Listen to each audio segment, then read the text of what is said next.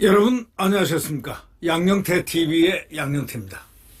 오늘은 2025년 3월 17일입니다. 문화일보 주필인 이용식 씨가 글을 하나 썼는데요. 이 제목이 이재명 독재 리스크입니다. 이제는 이재명 독재 리스크가 뇌관이다, 이런 제목. 다시 말하자면 이재명의 이 독재 리스크가 나라 망칠 수도 있다 라는 이런 엄청난 문제를, 이 뇌관이 폭발하면은 이거는 이재명은 언제나 자기 하고 싶은 대로 하는 아주 자유민주주의 리더십이 아닙니다. 이건 완전 독재 리더십입니다. 이것에 대한 위험도를 갖다가 지금 얘기한 것입니다.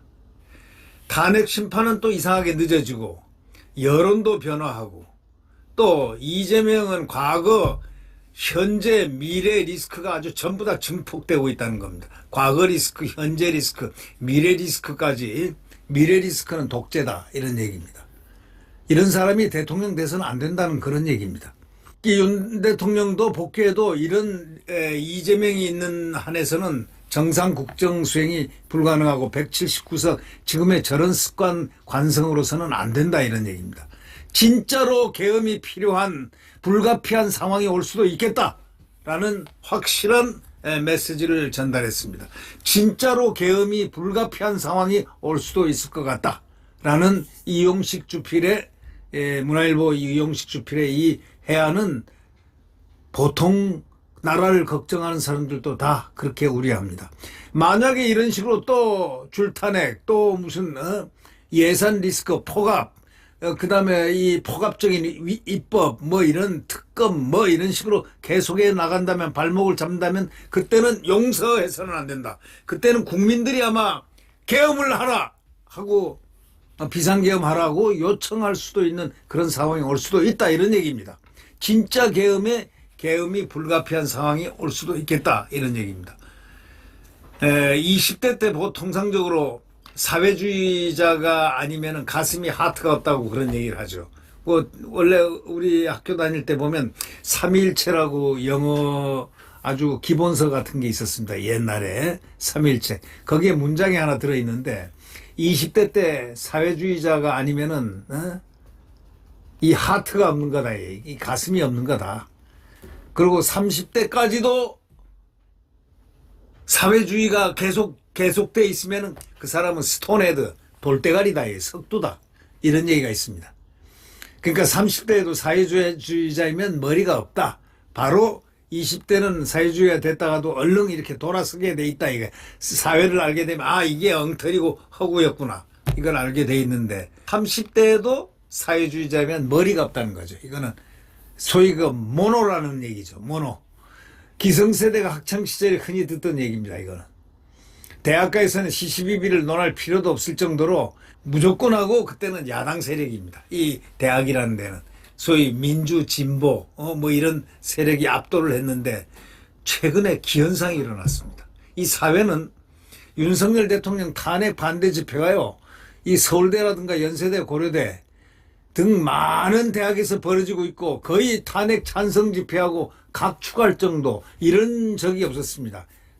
대학 과거에는 일방적으로 진보를 밀고 민주당을 밀고 그냥 야당을 밀었습니다. 그런 학생운동이었는데 이제는 거꾸로 됐습니다. 동등합니다. 안 돼! 하고 딱 보수화, 2030 세대가 아주 보수화에 대한 다양한 분석이 지금 나오고 있습니다. 체류탄과 우리가 투석전으로 대학 시절 보냈던 기성세대에게는 자식 세대의 이런 현상은 상당히 미스터리하게 보입니다. 민주화 투쟁 세대의 부모와 대학생 자녀가 탄핵 찬반으로 생각이 갈려 별거한다는 어느 지인의 사연이 예산일 같지가 않다, 이런 얘기죠. 12월 3일 계엄 사태가 100일 넘기면서 이런 특이 현상들이 곳곳에 나타납니다. 가장 의미심장한 것은 지지율 미스터리입니다. 야당과 이재명의 지지율이 폭등하고 여당과 윤 대통령 지지율이 폭락하는 게 정상인데 아니다, 이거예요.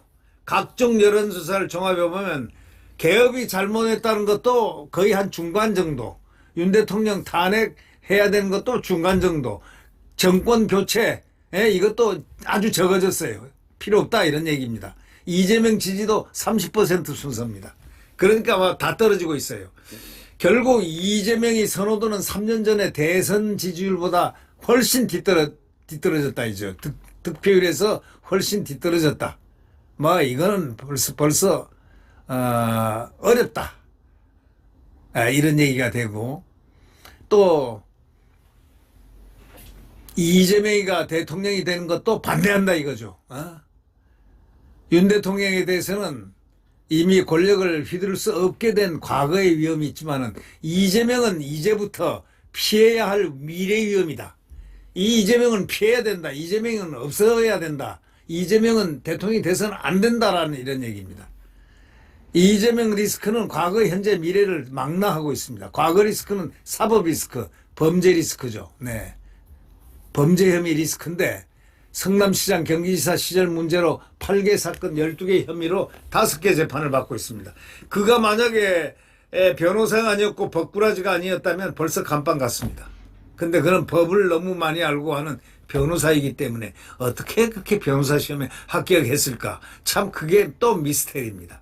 선거법 위반 사건 항소심 선거가 코앞에 있는데 1심에서 징역 1년에 집행유예 2년을 선고받은 만큼 의원직 상실령 벌금 100만 원 이상이면은 피하기는 어렵다 이런 얘기입니다. 아마도 유죄가 나올 것이라는 것은 일반인들이 지금 대충 평하고 있는 그런 현상입니다. 그런데 그러면 현재 이재명의 리스크는 뭐냐? 신뢰 리스크, 믿음이 없다 이런 얘기입니다. 이재명은 말을 합니다. 기업 주도 성장하겠습니다. 기업들 앞에서 그래놓고 거꾸로 상법 만들어가지고 기업을 옥죄버립니다. 그러니까 이 입하고 생각하고 이 행동이 전부 따로 나갑니다. 따로 놀고 있습니다. 필요할 때마다 아무거나도 갖다 붙입니다. 말해가지고 손해볼 거 있냐? 막 말 그냥 생각나는 대로 필요할 때마다 땜빵합니다. 이런 인간을 아마 사람들도 보기가 상당히 힘들었을 겁니다. 아마 저런 리더십을 대한민국 국민 아니면 누가 받겠습니까? 이재명은 기업 주도 성장, 부부 상속세 폐지 등으로 보수 중도층을 공략하면서 한편으로는 기본사회, 노란봉투법, 상법, 반기업 정책도 막 쏟아냅니다. 그러니까 저 사람 믿을 길이 없다는 얘기예요. 저건 기분 내키는 대로 했다가 금방 또 없애버리고 걷어버리고 번복해버린다는 거예요. 벌써 그 정도가 되면요. 이 정도 문화일보 주필께서 이 정도 공론화시킬 정도 되면 이거는 끝입니다. 믿음의 끝이다. 믿음이 전혀 없다. 그러니까 오른쪽도 보고 왼쪽도 다 보고 가자 둘러대지만은 뜨거운 얼음 같은 모순적 궤변이라고 한마디로 합니다. 얼음이 뜨겁습니까? 그러니까 뜨거운 얼음이라는 표현이다 이거야. 이재명은 뜨거운 얼음, 말도 안 되는 뜨거운 얼음 같은 그런 모순적 궤변만 하고 다닌다 이거죠. 당내에서도 비명 검찰이 내통을 했다 하면서 비명계를 이렇게 속된 말로 조지면서도 우리는 통합해야 됩니다 하면서 이 비명계를 박용진이도 만나고 김부겸이도 만나고 김경수도 만나고 임종석이도 만나고 다 만납니다. 그런데 이재명이한테 만나면 꼬여 넘어가요. 그래놓고 또 통합하자고 먼저 얘기해놓고 말은 또 가서 내통하고 있다 비명계는 검찰하고 이렇게 욕을 합니다. 종을 잡을 수 없다 이거죠. 그러니까 이낙연이가 그런 말을 했죠. 이재명이는 한번 만나보라 이거야. 만나보면 만날 때는 통합해놓고 나중에 보면 그 사람 하는 행동 비교를 해보라 이거야. 아무것도 없다 이거야. Nothing. 그 사람하고 만나서 얻은 게 아무것도 없다는 거예요. 변화된 게 없다는 겁니다. 그 사람은 안 변하는 그의 고유한 탐욕, 욕심, 욕망에 그대로 가는 사람이다 이런 뜻입니다.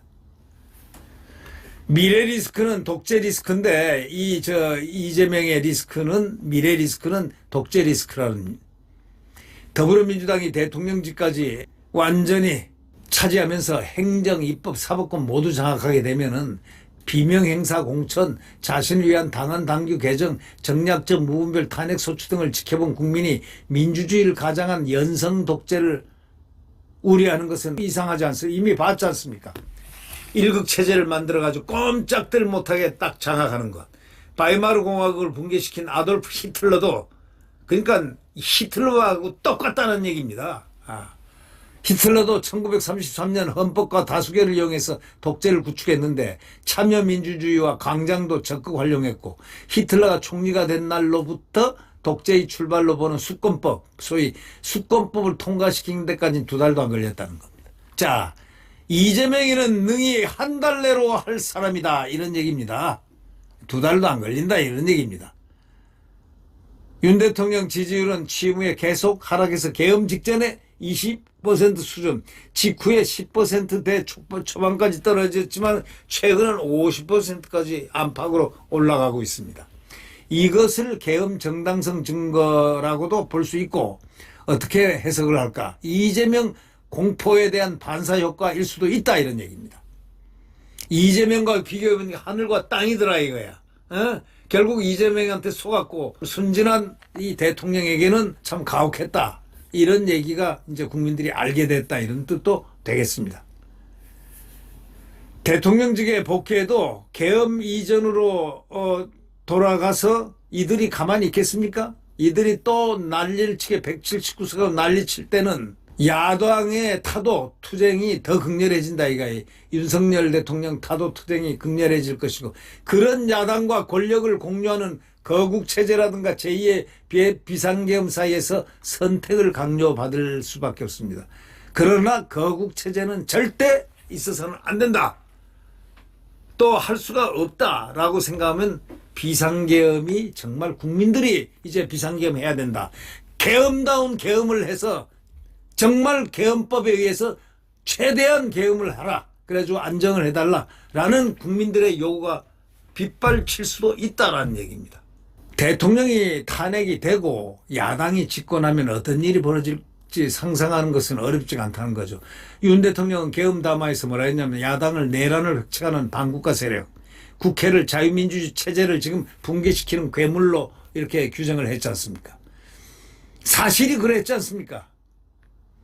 다음 선거에서 이겨야 이런 주장도 이제 추인을 받는 셈인데, 박근혜 대통령 탄핵 뒤에 실시된 8년 전 대선에서는 보수 중도 진영이 세 갈래로 갈렸습니다. 그때 홍준표, 안철수, 유승민입니다. 분열돼 가지고 여기서 분열자로 항상 작동됐던 자가 안철수하고 유승민이가 지금까지도 난리를 치고 있다는 이 현상을 우리는 그냥 바라봐서는 안 됩니다. 안철수, 이자는 하는 게 맨날 분열입니다. 유승민 보십시오. 이 홍준표는 그래도 최다 득표를 했습니다. 26%인가 했습니다. 그때 이 세 사람이 한 사람이라도 같이 이렇게 연합을 했으면 될 텐데 절대로 연합할 성질이, 이 안철수나 유승민 절대로 연합할 스타일이 아닙니다. 이런 사람들이 우리 대한민국의 지금 불행을 자초하는 정치 질서의 한 획으로 지금 작동되고 있다. 이건 참 기가 막힌 일이죠.